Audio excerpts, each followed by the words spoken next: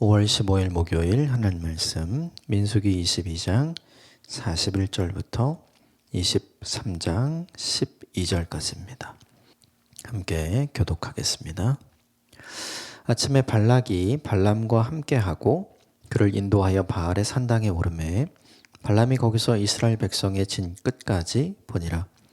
발람이 발락에게 이르되 나를 위하여 여기 제단 7을 쌓고 거기 수송아지 7마리와 순양 7마리를 준비하소서 하매 발락이 발람의 말대로 준비한 후에 발락과 발람이 제단에 수송아지와 순양을 드리니라.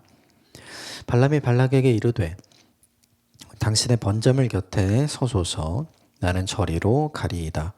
여호와께서 혹시 오셔서 나를 만나시리니 그가 내게 지시하는 것은 다 당신에게 알리리이다 하고 언덕길로 가니 하나님이 발람에게 임하시는지라. 발람이 아뢰되 내가 7 제단을 쌓고 각 제단에 수송아지와 순양을 드렸나이다.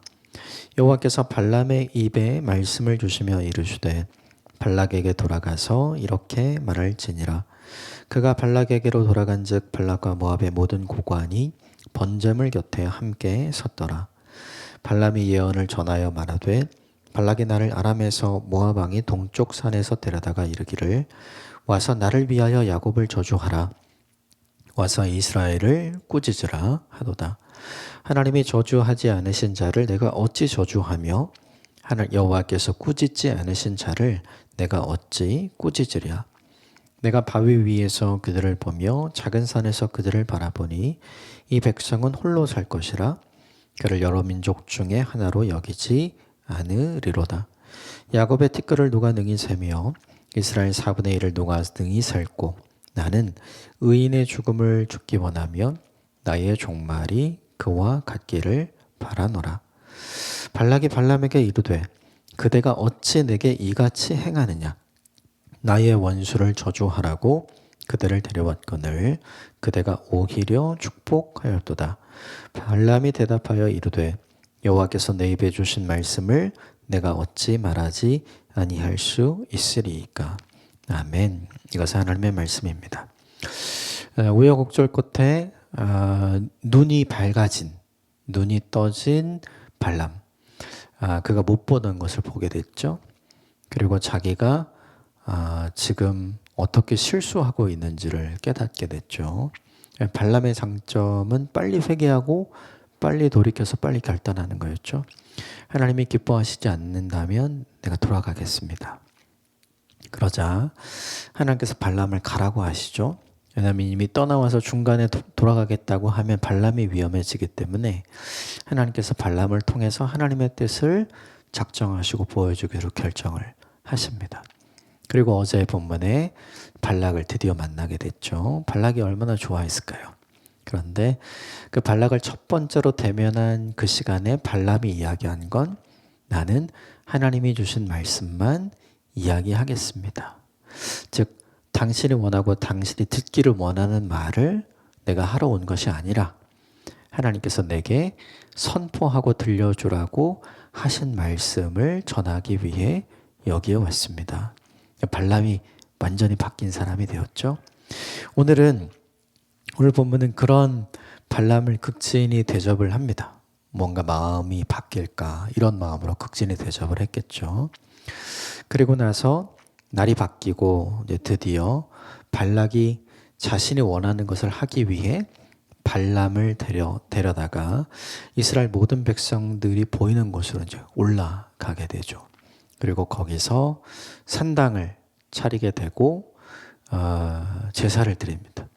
그리고 하나님께서 어떤 신탁의 말씀을 하시는지 알고 싶어 하죠. 발람이 발락을 멀리 떨어지게 합니다. 그리고 발람이 하나님께서 주시는 말씀을 알려주겠다. 이제 이런 이야기를 하게 되는 장면이 오늘 본문에 쭉 나오고요. 그리고 그것이 끝난 이후에 7절부터 하나님께서 발람에게 주신 말씀을 발락에게 전달하는 장면이 오늘 본문에 등장을 하죠. 우리 7절부터 같이 좀 보겠습니다. 7절, 8절 같이 읽읍시다. 시작. 발람이 예언을 전하여 말하되 발락이 나를 아람에서 모압 왕의 동쪽 산에서 데려다가 이르기를 와서 나를 위하여 야곱을 저주하라. 와서 이스라엘을 꾸짖으라 하도다. 하나님이 저주하지 않으신 자를 내가 어찌 저주하며 여호와께서 꾸짖지 않으신 자를 내가 어찌 꾸짖으랴. 발람이 하나님께서 하신 말씀을 그대로 전하죠. 네, 발락은 발람을 왜 데려왔냐면 하나님께서 발람에게 주시는 말씀을 발락에게 전달하는 것을 듣고자 발람을 데려온 게 아니었죠. 그게 아니라 발락 자신이 발람에게 들려주고 싶었던 게 있어요. 저들을 이렇게 저주해 주십시오. 저들을 이렇게 저주해 주십시오. 그걸 알려주고 발람이 이 제사를 통해 자기가 이야기한 것을 이스라엘 민족에게 들려주고 선포하기를 원했던 거죠. 그걸 위해서 데려왔어요. 그런데 완전히 어떻게 됐냐면 반대로 됐죠. 자기가 원하는 일을 하게 하기 위해서 발람을 데려왔는데 자기가 원하는 일은 하나도 하지 못하고 오히려 하나님께서 발락에게 하고자 하시는 일을 드러내는 통로가 된 거죠. 그래서 발람이 이 이야기를 하는 거예요. 나를 위해서 야곱을 저주하라. 이스라엘을 꾸짖어라. 이렇게 얘기했지만 하나님께서 저주하지 않으신 자를 내가 어찌 저주하며 여호와께서 꾸짖지 않으신 자를 내가 어찌 꾸짖으랴. 이 말을 하시죠. 그럼 되게 중요한 게 이스라엘이 잘못이 없었는가? 그렇지 않죠. 이스라엘은 분명히 1세대도 잘못했고 2세대도 잘못을 계속하고 있거든요. 그러니까 그들이 잘못이 없고 꾸짖을 만한 일이 없어서 일을 이렇게 한 게 아닌 거죠. 그게 아니라 우리도 그렇잖아요. 내 자녀를 내가 꾸짖고 내가 혼내는 건 괜찮은데 다른 사람들이 내 자녀 혼내고 다른 사람들이 내 자녀에게 뭐라고 하면 그거는 참을 수가 없잖아요. 그렇죠? 이게 지금 딱 그 이야기인 거죠. 하나님의 백성은 하나님께서 훈육하시는 거예요. 하나님은 이스라엘 백성들을 저주하고 싶지 않은 거죠. 그죠? 오히려 그들을 잘 훈련시키고 변화시키셔서 하나님의 사람으로 만들어가고 싶은. 그래서 그 어떤 저주의 이야기도 들려주고 싶지 않은. 그게 하나님 아버지의 마음. 우리도 똑같은 거예요. 사실은 내가 내 자녀를 내가 키우는 내 자녀이기 때문에 막 한 말도 함부로 하게 할 때도 있고 좀 심하면 우리 막 욕도 하잖아요. 그런데 다른 사람이 그런 걸 하는 거는 들려주기 싫은 거죠. 무슨 말씀인지 이해되시죠? 이게 하나님 아버지의 마음이에요. 그들이 잘해서 꾸짖을 만한 일을 하지 않아서 이렇게 하지 않은 게 아니라 다른 누군가가 그렇게 하는 것은 내가 용납 못해. 왜냐하면 그들은 나의 자녀고 그들은 나에게 너무나 소중한 존재이기 때문이다. 이걸 이 본문을 통해 보여주는 거죠. 9절, 10절 같이 읽읍시다. 시작. 내가 바위 위에서 그들을 보며 작은 산에서 그들을 바라보니 이 백성은 홀로 살 것이라 그를 여러 민족 중에 하나로 여기지 않으리로다. 야곱의 티끌을 누가 능히 세며 이스라엘 4분의 1을 누가 능히 셀고 나는 의인의 죽음을 죽기 원하며 나의 종말이 그와 같기를 바라노라 하매. 9절, 10절, 11절의 내용은 세 가지로 보여요. 첫 번째는 이스라엘 민족은 가나안 땅에서 홀로 뛰어난 가장 큰 민족이 될 거다. 지금 이미 있는 여러 민족과 같지 않을 거다. 그들보다 훨씬 더 뛰어난 민족이 될 것이다. 이게 첫 번째고, 두 번째는 뭐냐면 야곱의 티끌을 누가 셀 수 있으랴 이렇게 돼 있잖아요. 이스라엘 백성들의 숫자는 헤아릴 수 없을 만큼 지금보다 더 많아질 거다. 이 내용이고요. 세 번째는 내가 의인의 죽음을 죽기 원하며 나의 종말이 그와 같기를 원한다. 이렇게 됐잖아요. 나의 삶이 그들과 같았으면 좋겠다. 그들과 같이 되다가 내 인생이 끝났으면 좋겠다. 나는 간절히 그들과 같이 되기를 원한다. 지금 요 이야기예요. 그런데 이게 왜 중요하냐면 발락이 저주하고 싶은 건 뭘까요? 저들이 가나안 땅에 들어가서 가나안의 다른 민족들보다 약한 민족이 되기를 간절히 원한 거죠. 이게 첫 번째 거랑 완전히 대치되는 내용이고, 두 번째는 저들이 가나안 땅에 들어가서 저들이 소멸되기를 원하죠. 그러니까 저들이 더 승승장구하고 많아지는 게 아니라 점점 약해져서 사라지는 존재가 되기를 발락이 원하는 거죠. 그게 발락이 원했던 저주의 내용이죠. 그런데 그것과 반대되는 내용을 지금 발람이 이야기하는 거고요. 세 번째는 뭐냐면 발락의 저주는 나는 쟤네처럼 되기 싫어. 나는 쟤네처럼 죽기 싫어. 이런 거겠죠. 그런데 그것과 반대되는 내용, 나는 저 사람들처럼 살다가 죽었으면 좋겠어. 지금 요 내용으로 완전히 바뀐 거예요. 그러니까 발락이 발람에게 원했던 저주의 내용이 뭔지를 우리는 9절과 10절과 11절을 통해서 유추해 볼 수 있는 거죠. 발락이 원했던 것과는 정반대의 내용을 하나님께서 발람에게 알려주셨고 발람이 그걸 선포한 게 되는 거예요. 자, 결과적으로 어떻게 되었는가? 11절, 12절 같이 읽읍시다. 시작. 발락이 발람에게 이르되 그대가 어찌 내게 이같이 행하느냐? 나의 원수를 저주하라고 그대를 데려왔거늘 그대가 오히려 축복하였도다. 발람이 대답하여 이르되 여호와께서 내 입에 주신 말씀을 내가 어찌 말하지 아니할 수 있으리까? 발락이 불평합니다. 발락이 분노해요. 왜 그러냐면 나를 위해서 당신을 데려왔다. 저들을 저주하라고 당신을 데려왔다. 그렇죠? 근데 내가 듣고 싶은 말을 듣지 못한 거예요. 내가 원하는 말을 해주지 않은 거죠. 근데 되게 중요한 게 발람이 뭐라고 얘기했냐면 12절에 하나님께서 내 입에 주신 말씀을 어찌 말하지 않을 수 있겠습니까? 하나님께서는 이 말씀을 당신이 들어야 할 말로 내게 주셨습니다. 지금 이렇게 얘기하는 거죠. 그러니까 11절과 12절에 두 가지가 나오는 거예요. 내가 듣고 싶은 말과 내가 들어야 할 말. 이것이 얼마나 큰 차이가 있는지를 보여주는 거죠.